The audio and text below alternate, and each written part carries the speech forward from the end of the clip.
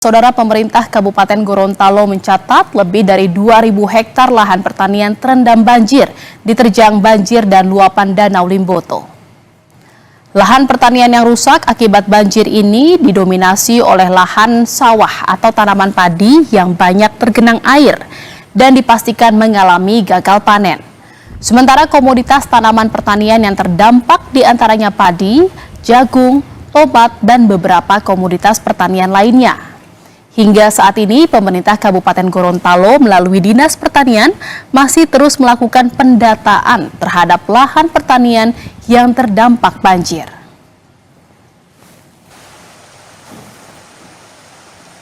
Sesuai dengan laporan dari lapangan yang dikumpulkan oleh teman-teman Dinas Pertanian, itu total lahan pertanian yang terdampak dari luapan air Danau Limboto ini sebesar 2.765 hektar.